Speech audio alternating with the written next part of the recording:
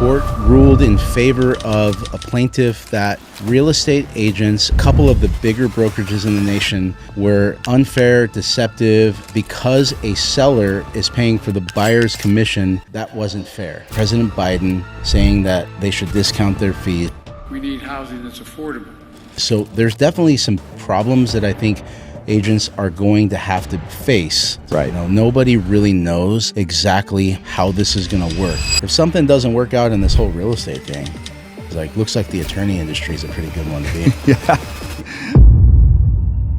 Hey, I'm Chris Lamb. This is the Money Hole Podcast. Make sure you like, subscribe, download, or hit that little notification button, because I know a lot of you that watch it haven't yet, and it would really help me get more guests, get more reach, and I would appreciate it so much. Today is my second time hanging out with a friend of mine, Josh Johnson. Thanks for showing up, buddy. Hey, thanks for having me. It's great to be here. Yeah, so Josh, you reached out to me a couple weeks ago. A lot going on. I mean, that's an understatement right now. Yeah. With just the economy, inflation, the Fed. But you had mentioned right before this, a topic that is, definitely trending right now. For sure. Is National Association of Realtors settlement. And, Yep. for people that are listening right now, I'm going to kind of give a high level, but I'd love you to get into the details on it, because people really need to understand it right now. So basically what happened is there was a court case in Missouri a few months back where a court ruled in favor of a plaintiff that real estate agents, a couple of the bigger brokerages in the nation, were unfair, deceptive, and basically because a seller is paying for the buyer's commission, that wasn't fair. And so that was like the first time this whole thing kind of came up. At least it got on my radar. I think that's right. Mm-hmm. And then most recently, in the month of March, there was a giant settlement with National Association of Realtors where it basically was the same ruling, but this has had massive implications on the way that real estate is going to be done going forward. Tell me what I'm missing. No, I think, one, it's not final yet. It's one thing that I understand.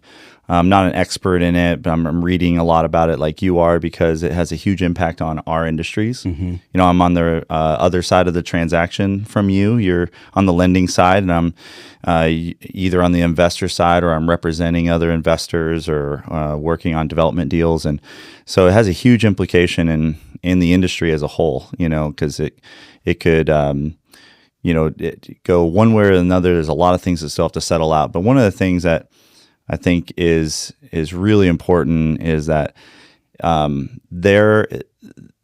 it's likely not going to mean what everyone thinks it means, mm-hmm.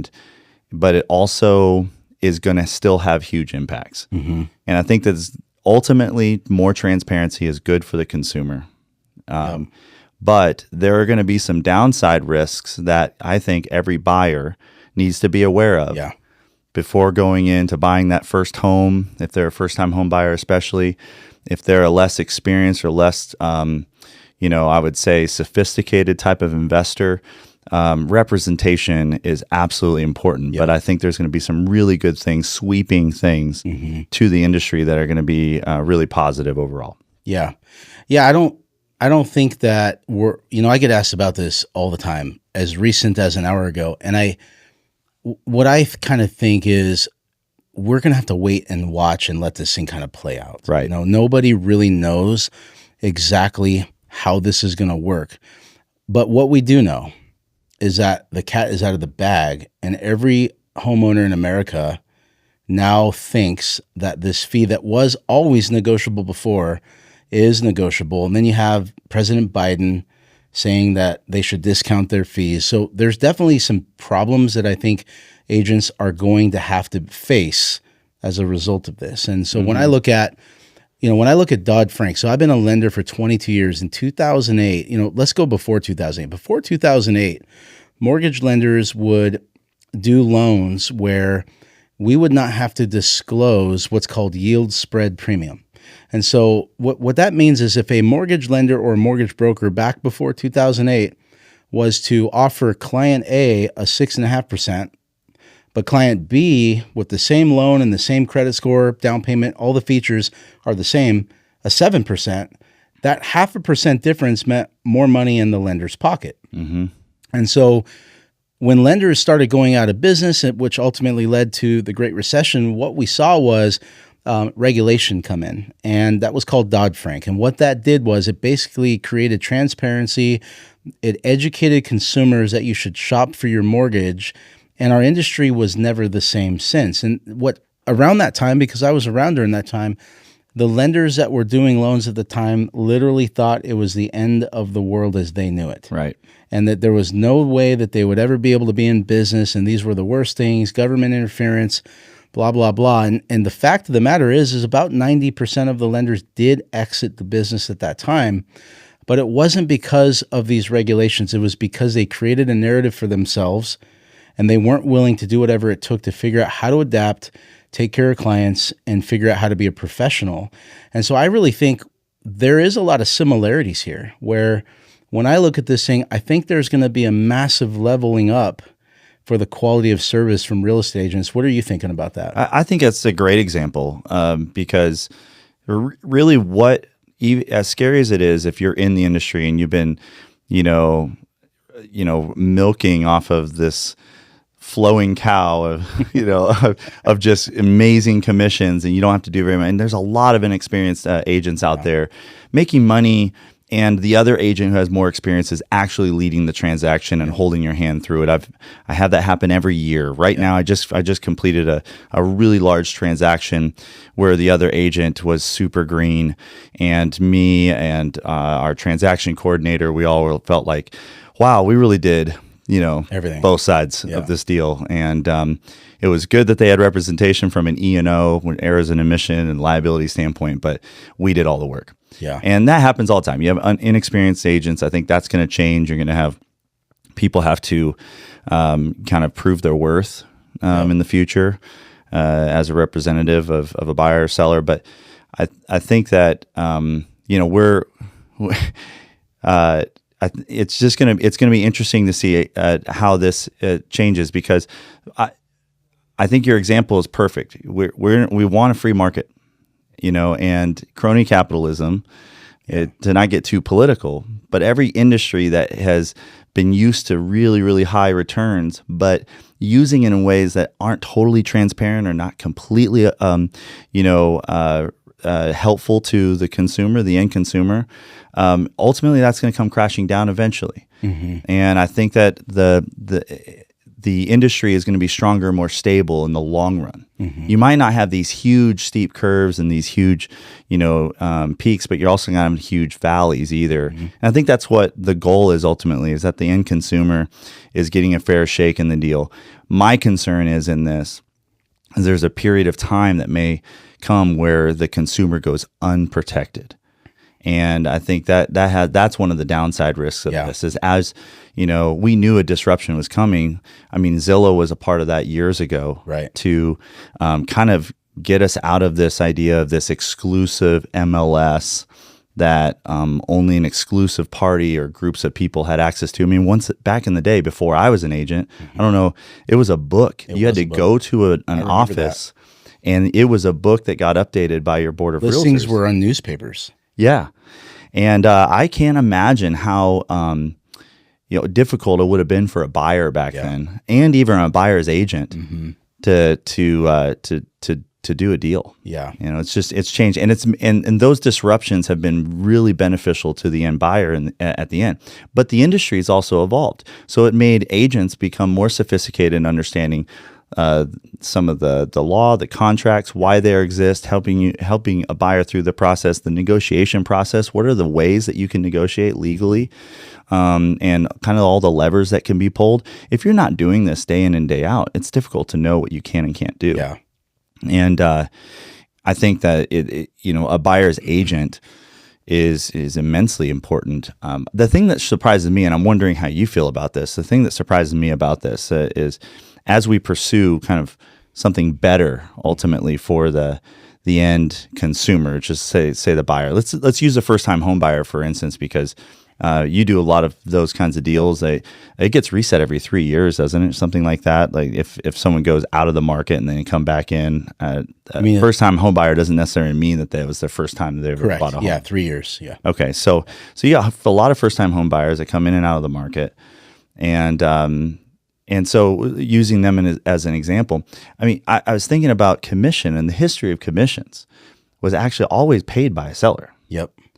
I mean, the whole point of commissions was that a seller has a very expensive thing or something they really want sold, and they want to incentivize as many people to help them sell this thing. Yep. So this idea that it becomes nearly illegal for a seller. They didn't make it illegal for a seller to pay commissions. It can come through other ways. I think we're going to see through seller credits and things like that. Yep. But what if in the future they do make it illegal for a seller to pay commissions at all? That blows my mind, because you got a lot of market factors at play that if you're in a buyer's market, I mean, you want to give. I want to make sure that something like this, I think we got to be careful of. And fight against, and I hope that, whether it's NAR or others would fight against this idea that you start to stifle or manipulate on the other side a free market economy from being at play. That we have buyers and seller markets based on demand, based on supply, all these things, and we want to make sure that sellers can use all the levers possible to attract buyers to their property. So those are the things I'm kind of paying attention to. How is it going to settle out? And the other thing that I don't know if you've seen this, but after being an agent for a number of years that I feel like buyer's agents work the hardest. Yeah. Listing agents, if I were to say anyone that should be a fixed fee in this industry, which might go that way, I think flat fees are going to be on the horizon. You might still see things. People will figure it out between percentages or flat fees and all this kind of thing. But listing agents, to me, is a great one to flat fee. They build an MLS, they help you with your listing, they do. But buyers, you're running around town, you're showing them tons of properties. It might take weeks, it might take years for them to find their ideal home, and you're their person. And now you get a buyer representation agreement that's protecting both parties in that transaction, the agent and the property, the prospect that wants to find their ideal home or investment property.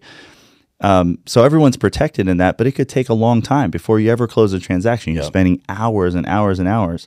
Then once you're doing it, that buyer agent is at the inspections with you. They're helping organize all the other due diligence items that you need. They're helping you understand the contracts that you're signing. They're working, and they're essentially your personal assistant through the whole transaction. I mean, I know buyer's agents that babysat the dogs while they're moving out of town. I think Dylan Barrett in our town had a video where he moved a dead deer off the lawn. Yes, I saw that. I mean, there's a lot more than just those things. Yeah. It's crazy. And to think that person is not valuable or they should work for free is kind of that part's crazy. Well, I mean, at the end of the day, I've been joking around about this. I said, hey, if something doesn't work out in this whole real estate thing, it's looks like the attorney industry is a pretty good one to be in. Right. I mean, at the end of the day, those are the guys winning in these things. Mm-hmm. But this looks like it's going to happen.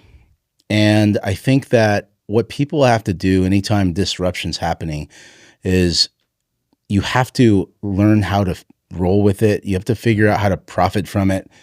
And you have to figure out how to take advantage of it. And I just think that the people back in Dodd-Frank that fought it and tried to fight, they're not in it anymore. Right. And I just think, unfortunately, that is going to happen here. Right. It's unfortunate for the people that happens to, but I think that could be a real big benefit to the people that are left standing. Well, it's the supply and demand again. So all of a sudden, buyer's agents have to prove their worth. Mm-hmm. Ton of agents are likely to leave the industry. A lot of the part-timers, the onesie, twosie deals a year kind of agents. The idea of even negotiating a commission probably will scare a lot of people away. Yes. Yeah.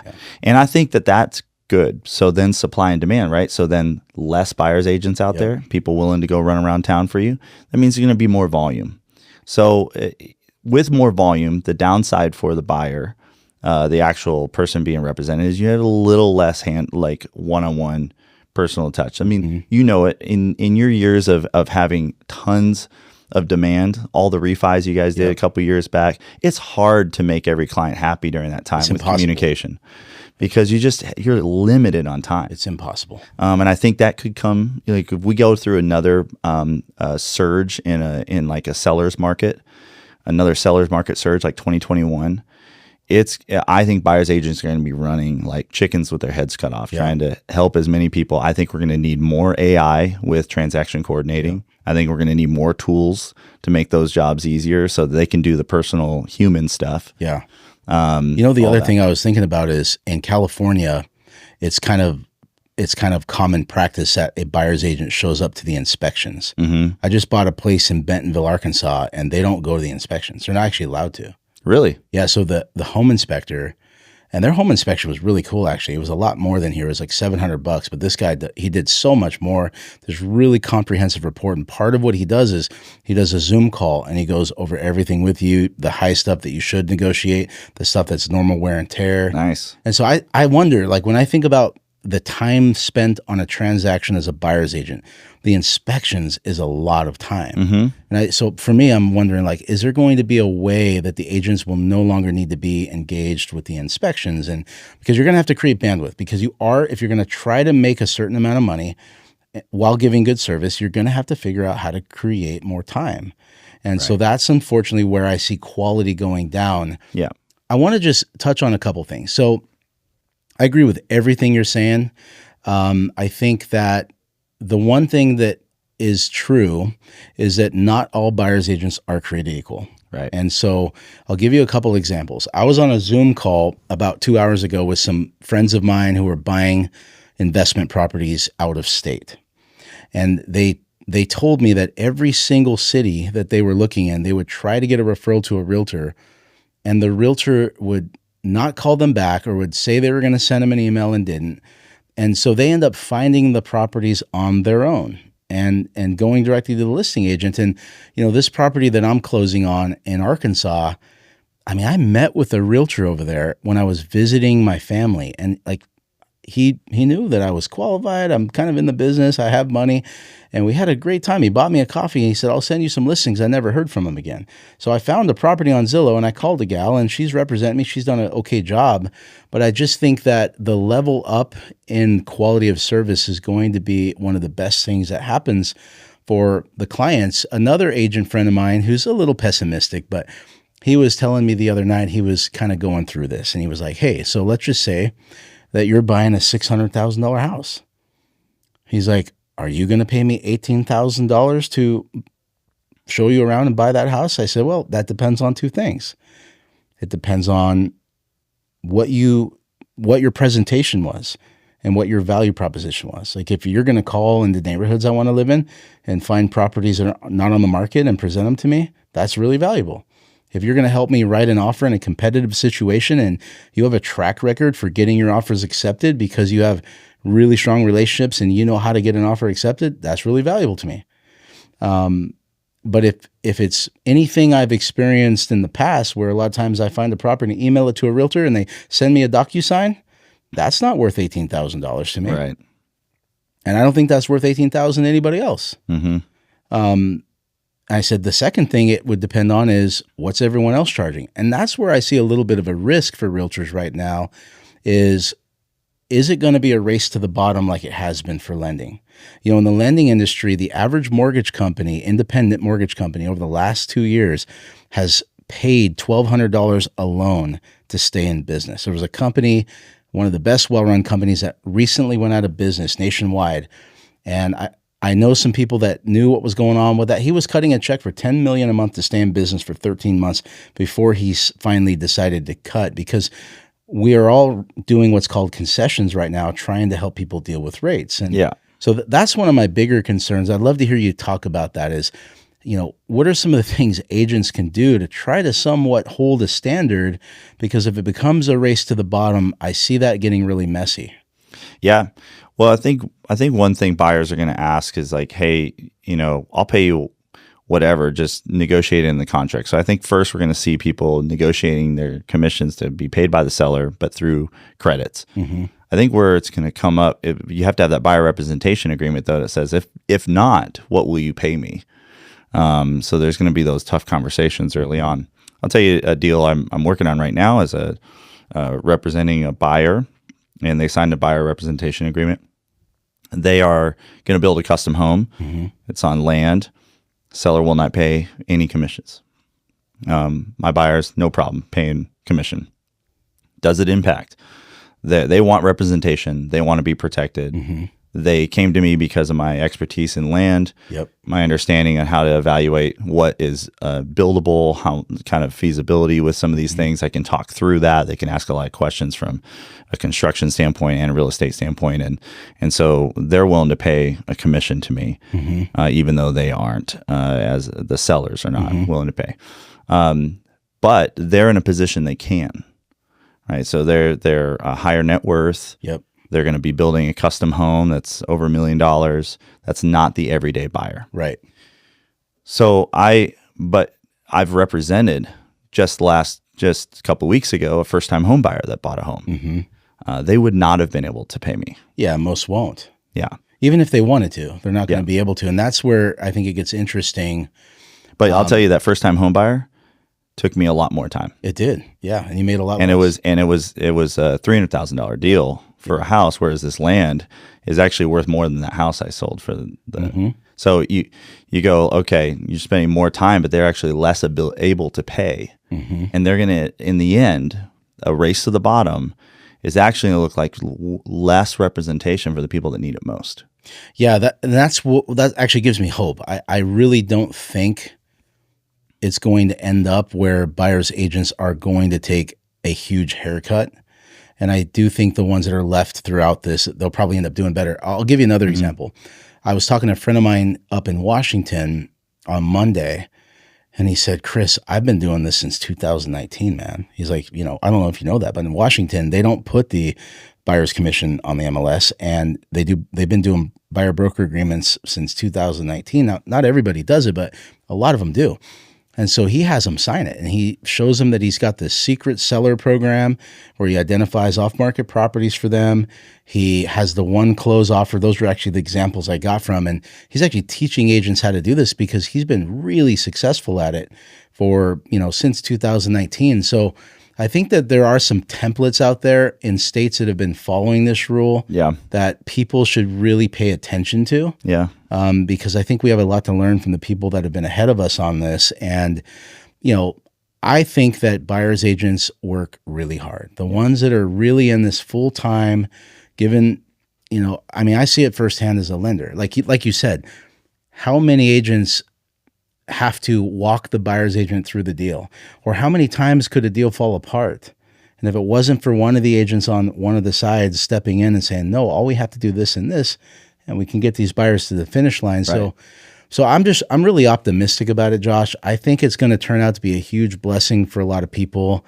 And, I know it's a scary thing for agents, but, take it from me, when we went through this, it turned out to be one of the greatest things that could ever happen. Yeah. Well, let's talk about double-ended deals. Okay. I'd love to get your thoughts on it. So for those that don't know, is a double-end transaction is if a listing agent also represents the buyer in a transaction. So sometimes a listing agent will make the full, let's say a listing agent will have a listing agreement with their client, the seller, and it'll say, hey, you're agreeing to pay 5% of the commission. But I'm going to offer this on the MLS for cooperating agents or buyer agents to come in. And if they bring a buyer, I'll share my commission with them. So that would be, a lot of times it's 50%. So it'd be 2.5% of that 5%. So that's split right in half goes. So you're saying, hey, you're willing to pay that buyer's agent. So that's gone. Well, if they get the commission, the 5%, and now that buyer comes unrepresented. That happens today, even with the Zillow world. A buyer comes, like you're explaining your situation on the property you're looking at, or your friend's property is that they went direct to the listing agent because they're the ones actually responding to the phone calls. Right. So you got some lazy or lackadaisical buyer agents up there missing out on opportunities. And then you're going directly to the listing agent. All right. So that's a double end. So that listing agent is double ending the deal. They're going to get paid a little bit more usually to do both sides of the transaction. Their duties, at least in California, fiduciary responsibilities only to the seller. So they actually are not as responsible to you as a buyer as they are to the seller. Yeah. That situation. So you're less protected and represented as a buyer if you go directly to a listing agent. Some people understand that risk. Some people don't know that risk. It's a higher risk for mediation or lawsuits or different things that come up. I think for a little bit, we might see more double-ended transactions in California. There are some states that are outlawing them. Yep. I'm curious your thoughts on double end that you've seen in the industry. You've bought a lot of properties. Yep. What do you think about that? Well, I've bought directly from listing agents many times, and I kind of, when I buy properties, I usually know more than the average person about value and about inspections and negotiating. Even then, there have been times where I realize, man, I'm not in a position to win here. And I don't feel like I'm in a position to win. And so I don't recommend it to most buyers to do that unless they actually know what they're doing and they're going to do it as a way to negotiate a better deal. The other thing is sometimes I've done it because if we were in a multiple offer situation, I knew that if that listing agent was going to make a little more money, conveniently, my offer might make it to the top of the stack, right? Yep. So there has been some tactics there, but I think if you talk to any listing agent that runs a really good business, they would tell you they don't like doing that, because of the risk. And they don't want to be put in that situation with the seller and the buyer. Yeah, they'll make more money, but it's not worth it to them. Would you be okay to see it out loud in California? Double-ended transactions? You know what? I just don't know how it won't be. To be honest with you, I've been thinking a lot about that, Josh, and I really think that there's a good chance we'll see that happen. Yeah. Because, for one, let's just talk about the biggest listing agent in the country. They're not truly the listing agent, but what if Zillow and Redfin starts just representing the buyers on the listings that they have digitally? Right. That's not good for buyers. It's not good for agents. That's not good for anyone. So I think one of the things that a lot of people aren't talking about is, what does this do to the digital real estate companies, the Zillows, the Redfins, and is this going to help them or hurt them and put them in a stronger position? Because I don't have anything against innovation and technology. I love it. But I don't think that it's going to be in the best interest of a buyer or a seller to list their property or to buy a property from a giant online company. Nor do I think going with an online lender that's nationwide, at least most of them, is going to be the best for someone to get a mortgage. And I think you'd agree with that. So that's going to be the big question that I'm wondering how that's going to play out. Yep. Because I can see, let's just say that it didn't get outlawed. And you have a giant listing agent who, is in any market in California. And they now have buyers calling them directly to come and buy their property. Right. They're going to have to figure out how to do that in a way that doesn't put them in a bad spot. They have to think through a lot of things. They have to think through, is my seller going to be willing to pay a higher commission when they know that the buyer's agent is in my office? If I'm the seller, I'm going to be like, I don't know. He's in your office. Do you really need 2.5% for that guy? You put the sign, I'm paying you this on this side. So they're going to have to really be able to present that well to a seller if they have someone in their office buying the property. And then number two, we just saw what can happen with lawsuits. Yeah. When things get convoluted. That's something we really got to think about. One of the blessings of being in my industry is we have something called safe harbor. And so if we ever have a problem as a lender, it goes to the company. And we rarely do because our disclosures are so thick. You hear people all the time, I can't believe that lender made me sign all those documents. It doesn't leave a lot of room for people to sue. And you don't hear of lenders getting sued very often. It's so black and white what we do. And so I just think that if a listing agent is going to represent a buyer and a seller, they're going to have a really good process, and they're going to have a really good presentation. And I think they're going to have really good documentation. Well, oftentimes, listing agents, they'll say, "Hey, if I double end a deal, I'll reduce my commission." Yep. I've seen that before. So that I've done that myself. And one of the reasons for that is I know I can't provide the same service to the buyer anyway. But it also, because you're still doing both sides of the transaction, paperwork, you still have liability, actually increased liability. But I've always felt in those transactions, it's just so much, it adds so much more stress to me as an agent because I'm worried about all the things that could go wrong in that transaction. If someone else has got their own representation, all I got to do is focus on my client, do what's best for my client, not worry about what I'm saying or disclosing that I shouldn't disclose or this or that. And it's like, humans are humans. You can make a mistake very easily in that situation, and you don't want to be in that. And so thankfully, I've never had any issues come up. But I think it was a lot of sleepless nights, not necessarily worth it.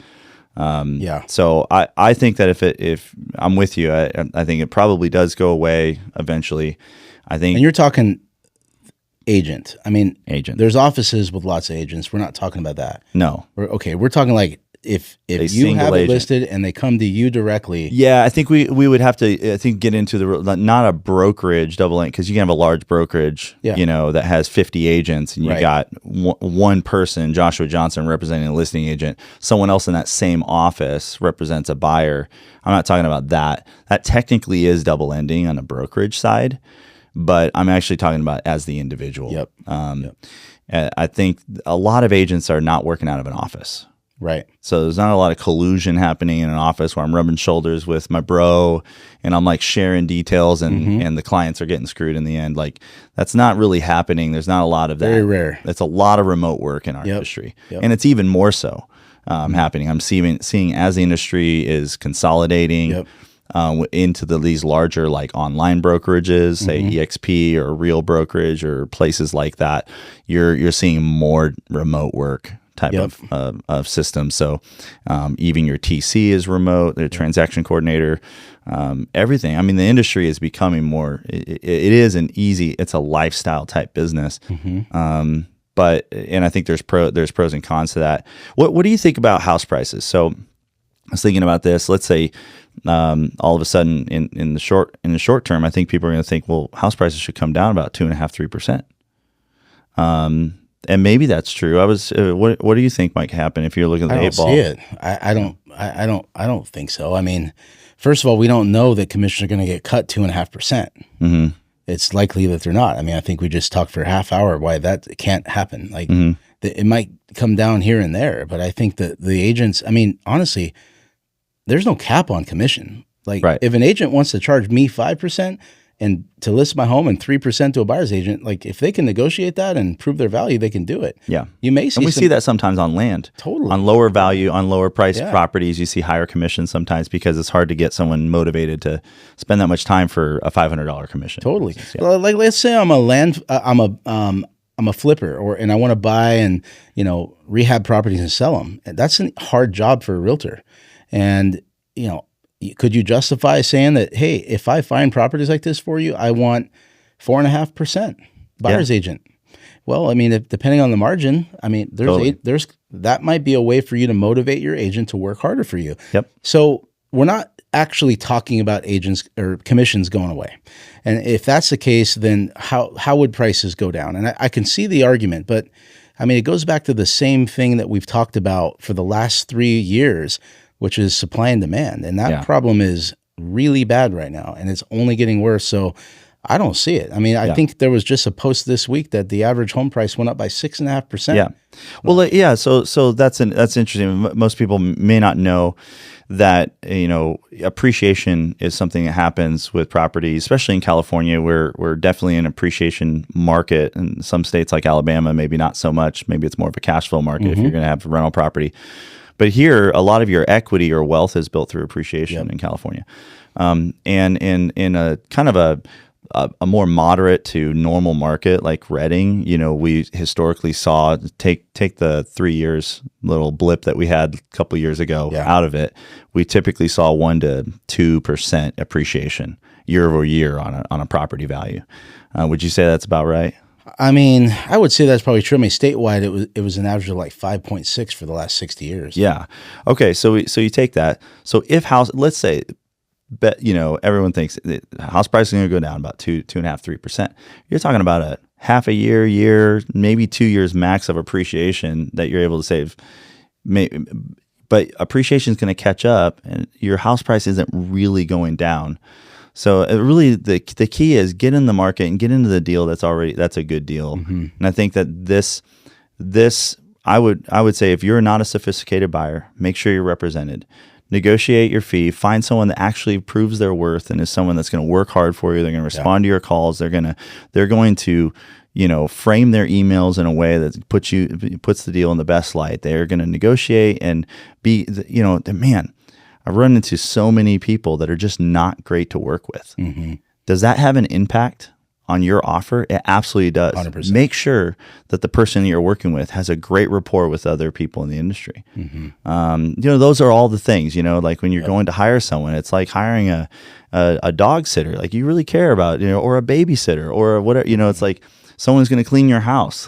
Yep. It's like these people matter. They're getting up in your business and they're actually representing one of the most important decisions and purchases in your entire life, which is a home. It's definitely one of the most expensive for most Americans. Yeah. And so I think that's definitely going to make the industry, I think, even better and sharper. It's going to make the consumers more educated, and I think they're going to understand the value more, and so they're going to be more selective because they're going to realize what they stand to lose if they don't select wisely. I mean, I do think, no offense to anybody, I'm probably going to get heckled for this, but I think the days of, oh, Josh, I'd love to go with you, but I can't do that to my sister. Mm-hmm. She got a real estate license. I don't think those days are going to be around anymore. Yeah, neither are the days, hey, let's go look at that house for fun. Yeah. No, they're not, man. And, that's something on the lending side. That's not going to happen. I'll say that's going to be exciting for us. And I don't know if this is going to how it's going. We're all talking about possible outcomes here, just to be clear. Yeah. Although I think we're close. But one of the hardest parts of the lender's job right now is the amount of people that get sent to us from a realtor, which we're so grateful for.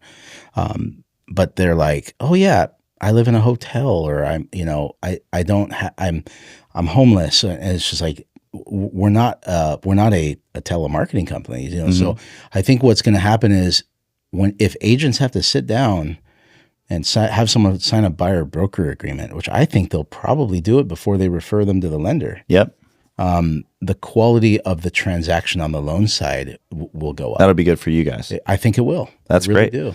No, and I think for a listing agent, especially if someone is living in the home while they're selling it, you want like that extra assurance that they have a actual buyer representation agreement, says that they went the extra step, even though DocuSign is a clickety click and it's super fast, that this is not someone who's just like dipping their toes in the water. Maybe they're up knee deep and really serious about it because they've agreed to pay this agent if this is the right home.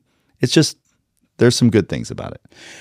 At the end of the day, and you said it, I think there's a good recap on this thought. Competition is a good thing. Mm-hmm. And, in a town like Reading where we live, I would say that real estate and my industry are two of the industries that I see excellence when I look across the nation. I think there are some of the brightest people who are really good at this job and would stand anywhere in the country. Mm-hmm. But that is not true for every industry here. Right. If you and I both know, you know a lot more than me about the trades. Mm-hmm. It's like some of these developers who are developing all over the country who've come up here, they've told me like, I'm really having a hard time understanding this. Like, it's cheaper and faster in Sacramento. It is. And they explained it to me like, you just don't have someone up here that's taking the level up to make everyone compete. Yeah. And, you go to a place like Bend, Oregon, and you go to a restaurant, like you can't have just okay food there. You just can't. Like you go to a city that is known for good food, like it raises the bar. And so I just don't see how that isn't going to happen here. And I think it's going to be a good thing for everyone involved. I could be wrong. We're all going to have to wait and see. But I think if I was a realtor right now, first and foremost, I would be calling every single buyer that was on the fence right now. And I'd be saying, hey, listen, if this thing goes the way we think it's going to go in July, there's a possibility that you're going to miss out on some opportunities and you may have to pay more to get into a home. And there's nothing that tells us values are going to be lower. They're probably going to be higher. Are you sure you don't want to go look now? Mm-hmm. That's the first thing I'd be doing. Stay busy, call your clients, call your database, get out there, start working with buyers. Right. And then by the time this thing settles out and we kind of know what's what in July, hopefully you have so much momentum and the impact of this is so small and it's a different way of doing paperwork and writing an offer that you just kind of go by and, by the holidays of this year, everyone looks back like, geez, everyone made such a big deal out of that. It's actually wasn't that big of a deal. No, yeah. And I think if you're an agent right now and you're not just, this is not a side hustle. You're not a real estate agent with a side hustle and you got another job, but this is something you actually want to make your career out of. You actually want to become an expert. I would say go deeper, double down on becoming an expert in this field. Become an expert in something. Yep. Just learn, don't just take what's, like the crumbs off the table, but try and carve out for yourself what this industry needs are experts. They need people that actually know this business inside and out to help the buyers with their transaction. It'll make the industry, like you talking about leveling up. It's like, don't just, go for Michelin. Yeah. Try and be the best that you can be in the, it's a choice in the industry. Yes. And I would say if we have that'll lift everybody up. And the people who don't want to hang in that world, they'll decide not to be in because they won't be able to compete. If everyone's at a single A level using baseball language, then everyone you'll have a few stars they'll pop out. And I think that's what you're mentioning. But if everyone's at a pro level, if everyone's striving for that or there, it's gonna just make the whole industry better. You're gonna have better transactions, better, more smooth, easier negotiations, more creative type of deal making too, because these guys that have done this, hundreds of transactions, not just the number of transactions, but quality of transactions. Complicated transactions.